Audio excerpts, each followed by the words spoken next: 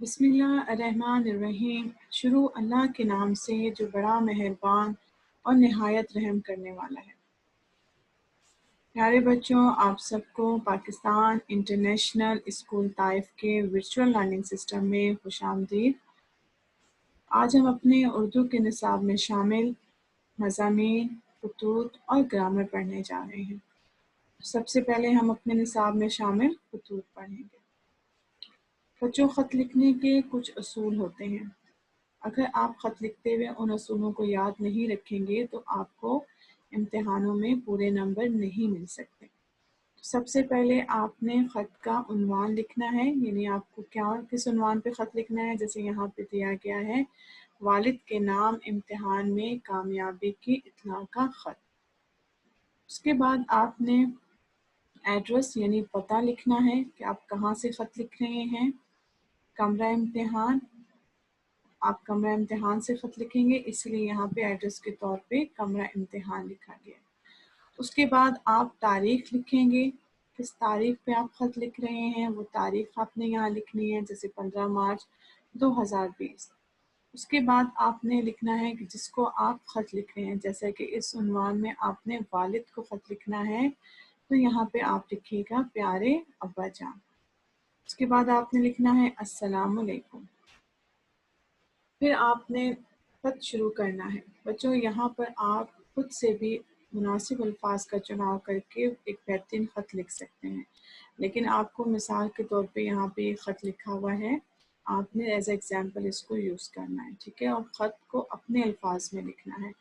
جیسے کہ یہاں لکھا ہوا ہے کہ ہم سب خیریت سے ہیں، یعنی آپ نے اپنی خیریت کی اطلاع دینی ہے۔ امید ہے کہ آپ بھی خیریت سے ہوں گے اور ان کی خیریت بھی دریافت کرنی ہے۔ میرے سالانہ امتحان کا نتیجہ کل آیا ہے۔ میں نہایت خوشی کے ساتھ آپ کو یہ اطلاع دے رہا ہوں یا دے رہی ہوں کہ میں نے اپنی جماعت میں اول پوزیشن حاصل کی ہے۔ یہ سب آپ کی دعاؤں کا نتیجہ ہے۔ اس کے بعد آپ نے لکھنا ہے گھر میں سب آپ کو سلام اور آداب کہہ رہے ہیں۔ والسلام آپ کا بیٹا یا آپ کی بیٹی، الف ب ج، آپ نے اپنا نام نہیں لکھنا، ٹھیک ہے۔ دوبارہ سے دیکھ لیں۔ سب سے پہلے آپ نے عنوان لکھنا ہے والد کے نام امتحان میں کامیابی کی اطلاع کا خط۔ پھر آپ نے پتہ لکھنا ہے، کمرہ امتحان۔ پھر آپ نے تاریخ لکھنی ہے 15 مارچ 2020، یعنی جو بھی تاریخ اس دن ہوگی وہ تاریخ لکھنی ہے۔ پھر لکھنا ہے پیارے ابا جان، یعنی جس کو آپ خط لکھ رہے ہیں۔ پھر آپ نے سلام کے ساتھ خط کا آغاز کرنا ہے۔ ہم سب خیریت سے ہیں، امید ہے کہ آپ بھی خیریت سے ہوں گے۔ میرے سالانہ امتحان کا نتیجہ کل آیا ہے۔ میں نہایت خوشی کے ساتھ آپ کو یہ اطلاع دے رہا ہوں یا دے رہی ہوں کہ میں نے اپنی جماعت میں اول پوزیشن حاصل کی ہے۔ یہ سب آپ کی دعاؤں کا نتیجہ ہے۔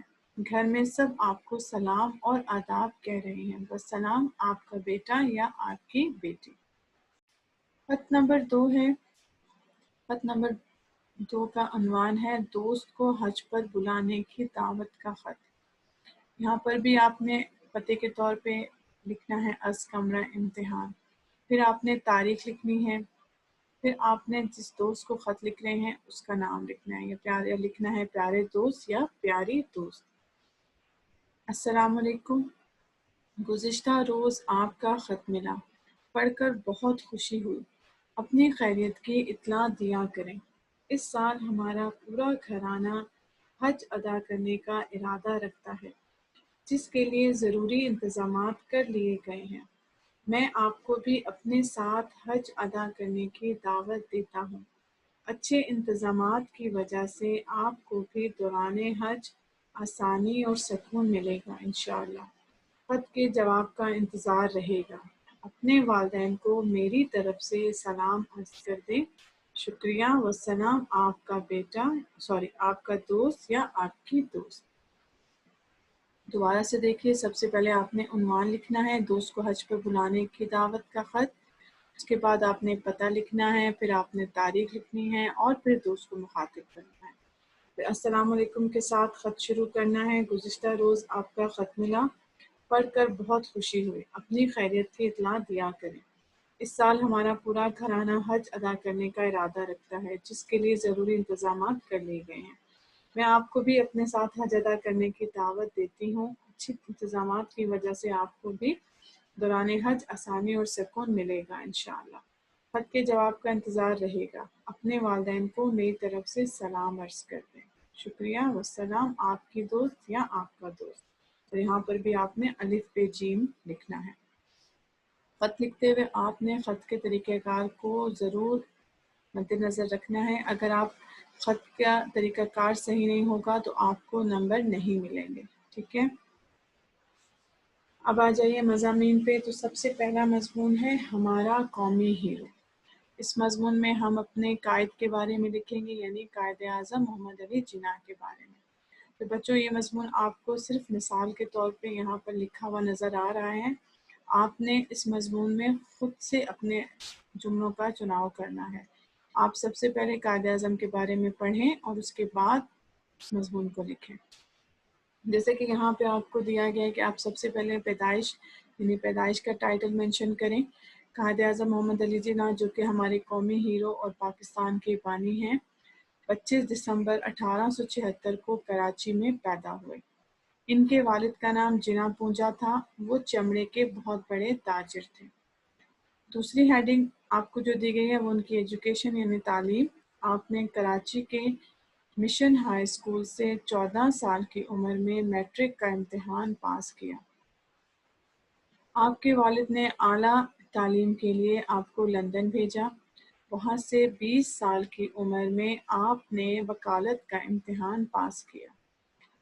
اس کے بعد آپ نے ان کے پروفیشن کے بارے میں لکھنا ہے، یعنی انہوں نے پڑھنے کے بعد کون سا پیشہ اختیار کیا؟ وکالت کا۔ لندن سے وکالت کی ڈگری حاصل کرنے کے بعد آپ وطن واپس آئے، پہلے کراچی اور بعد میں بمبئی میں وکالت شروع کر دی۔ آپ نے تھوڑے ہی عرصے میں وہ نام پیدا کیا کہ پرانے بیرسٹر بھی حیران رہ گئے۔ پھر آپ نے جو ان کے کارنامے ہیں ان کے بارے میں لکھنا ہے، جیسے کہ انہوں نے سیاست میں شمولیت اختیار کی۔ جب انہوں نے سیاست میں شمولیت اختیار کی تو ان دنوں مسلمانوں کے حالات اچھے نہ تھے۔ آپ نے مسلم لیگ میں شمولیت اختیار کی اور مسلمانوں کے لیے کے حالات کو بہتر بنانے کے لیے دن رات کوششیں کرنے لگے۔ ان کا سب سے بڑا کارنامہ کیا تھا؟ قیام پاکستان۔ قائد اعظم نے برصغیر کے تمام مسلمانوں کو ایک جھنڈے تلے جمع کیا اور آخرکار آپ کی کوششوں سے 14 اگست 1947 کو پاکستان معرض وجود میں آیا۔ پھر آپ نے ان کی وفات کے بارے میں لکھنا ہے۔ وفات کا ٹائٹل دینا ہے کہ آپ نے 11 ستمبر 1948 کو وفات پائی اور آپ کا مزار کراچی میں ہے۔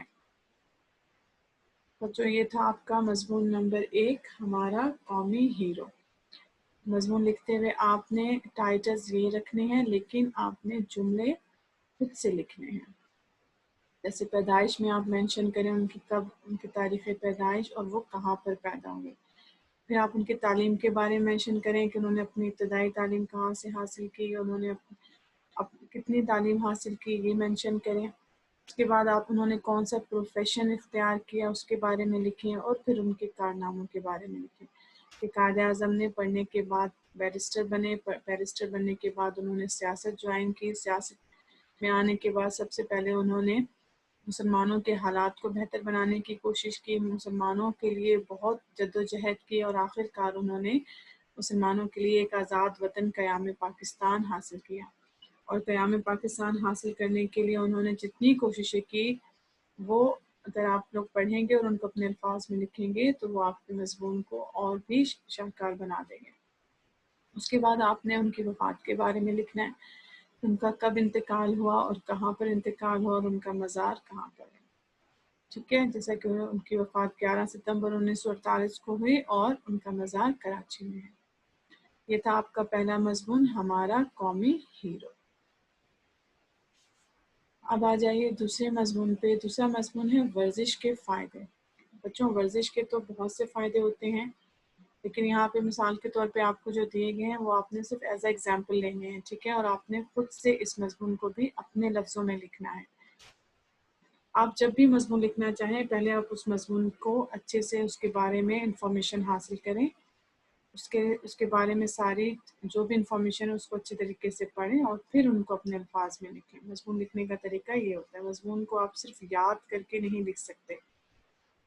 اگر آپ یاد کر کے لکھیں گے تو آپ صرف چند لمیٹڈ ورڈز یا چند لمیٹڈ جملے ہی لکھ پائیں گے، لیکن اگر آپ اس مضمون کو اچھے طریقے سے سمجھتے ہیں اور آپ کے پاس اس کے بارے میں بہت ساری نالج ہے تو اس مضمون کو آپ اور بھی بہتر اور دوسروں سے مختلف لکھ سکتے ہیں۔ ٹھیک ہے، یہاں پہ ہمیں جیسے مثال کے طور پہ جو مضمون لکھا ہوا ہے وہ ہے ورزش کے فائدے، جیسا کہ اس میں ہے کہ جس طرح زندہ رہنے کے لیے خوراک ضروری ہے اس طرح تندرست رہنے کے لیے ورزش ضروری ہے، ایکسرسائز ضروری ہے۔ اگر انسان تندرست ہو تو اس کا دماغ بھی درست کام کرتا ہے اور وہ ہر کام چستی اور محنت سے کرتا ہے۔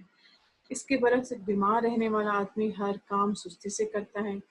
ورزش سے انسان ہر وقت چاق و چوبند رہتا ہے، اس کی صحت اچھی رہتی ہے، اس لیے وہ ہر کام خوشی اور دل لگا کر کرتا ہے۔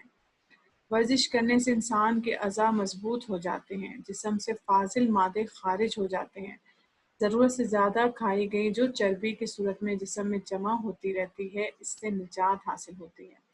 انسان موٹاپے سے بچ جاتا ہے اور اپنے روزمرہ کے کام آسانی سے کر لیتا ہے۔ جو لوگ ورزش نہیں کرتے ان کی صحت ہمیشہ خراب رہتی ہے، بھوک کم لگتی ہے، خوراک ہضم نہ ہونے کی وجہ سے جسم کو توانائی حاصل نہیں ہوتی اور اعضاء کمزور ہو جاتے ہیں۔ انسان معمولی کام کرنے پر ہی تھکاوٹ اور سستی محسوس کرتا ہے، اس لیے ورزش کرنا نہایت ضروری ہے۔ جس شخص کو تندرستی عزیز ہو اسے ورزش کرنے کی عادت ڈالنی چاہیے تاکہ وہ زندگی کا لطف اٹھا سکے۔ بچوں، مضمون لکھتے ہوئے ہم جتنے پیراگراف کو شامل کریں گے ہمارا مضمون اتنا ہی اٹریکٹیو اور اتنا ہی شاندار ہوگا۔ ٹھیک ہے، تو یہ تھا آپ کا مضمون نمبر 2، ورزش کے فائدے۔ ورزش کے بہت سارے فائدے ہیں، جیسے کہ آپ ورزش کرنے سے چاق و چوبند رہیں گے، آپ اپنا ہر کام بہت اچھے طریقے سے کر لیں گے، آپ کی صحت اچھی رہے گی، آپ کا کام کرنے میں دل لگے گا، آپ کے اعضاء مضبوط ہو جائیں گے اور آپ موٹاپے سے بچ جائیں گے۔ اس کے علاوہ جو لوگ ورزش نہیں کریں گے ان کی صحت بھی خراب رہے گی، وہ کوئی کام اچھے طریقے سے نہیں کر پائیں گے، حتیٰ کہ وہ پڑھ بھی نہیں اچھے طریقے سے پائیں گے، نہ ان کو انرجی یا توانائی حاصل ہوگی، ان کے اعضاء کمزور ہو جائیں گے اور ان کو ہر وقت تھکاوٹ محسوس ہوگی۔ تو اگر آپ کو اپنی تندرستی عزیز ہے تو آج سے ہی آپ نے ورزش کرنے کی عادت ڈالنی ہے۔ ٹھیک ہے، اب آ جائیے ہم اردو گرامر کو بھی دہرا لیتے ہیں۔ جیسا کہ پہلی تعریف جو آپ نے جس کے بارے میں لکھنی ہے وہ ہے فاعل۔ ہم نے پڑھا ہے کہ فعل کا مطلب ہے کام، کام کرنے والے کو فاعل کہتے ہیں یعنی سبجیکٹ کہتے ہیں۔ جیسے کہ اس مثال میں احمد نے قلم سے لکھا، اس جملے میں لکھا فعل ہے، ٹھیک ہے، لیکن یہ کام کس نے کیا؟ احمد نے، اسی لیے احمد فاعل ہے۔ فاعل کا کیا مطلب ہوا؟ کام کرنے والے کو فاعل کہتے ہیں، جیسا کہ یہاں پہ احمد فاعل ہے۔ دوسرا لفظ مفعول کی تعریف آپ نے لکھنی ہے۔ کام کرنے والے کو، کام کرنے والا فاعل ہوتا ہے، جیسا کہ ابھی آپ نے پڑھا، لیکن جس پر کام ہوتا ہے اسے مفعول کہتے ہیں۔ مثلا علی نے دودھ پیا، اس جملے میں فاعل علی ہے اور علی نے کیا کام کیا؟ علی نے دودھ پیا۔ پینا فعل ہے لیکن کام کس پر ہوا؟ علی نے کیا پیا؟ دودھ، تو دودھ کیا ہوا؟ تو لفظ دودھ کیا ہوا؟ مفعول۔ دوبارہ سے دیکھیے، کام کرنے والا فاعل ہوتا ہے لیکن جس پر کام ہوتا ہے اسے مفعول کہتے ہیں۔ تو اس جملے میں علی نے دودھ پیا، پینا تو فعل ہے لیکن کام کس پر ہوا؟ علی پر، علی سبجیکٹ ہوا۔ علی نے کیا پیا؟ دودھ، کس پر کام ہوا؟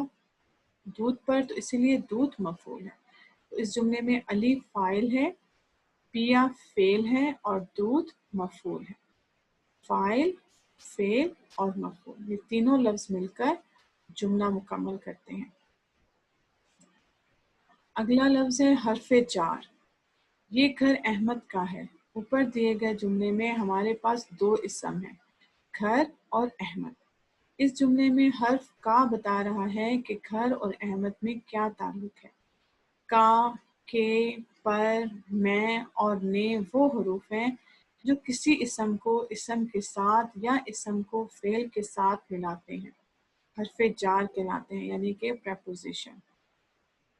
اس جملے میں دیکھیں، اس جملے میں حرف کا بتا رہا ہے کہ گھر اور احمد میں کیا تعلق ہے۔ یہ گھر احمد کا ہے، تو کا کے پر میں اور نے وہ حروف ہیں جو کسی اسم کو اسم کے ساتھ یا اسم کو فعل کے ساتھ ملاتے ہیں۔ بچوں میں امید کرتی ہوں یہ سب چیزیں آپ کو اچھی طریقے سے سمجھ آ گئی ہوں گی۔ آپ نے دونوں خطوط کو اور دونوں مضامین کو اور تینوں تعریفوں کو اپنی کاپی میں لکھنا ہے اور یاد کرنا ہے۔ اوکے بچوں، بیسٹ آف لک۔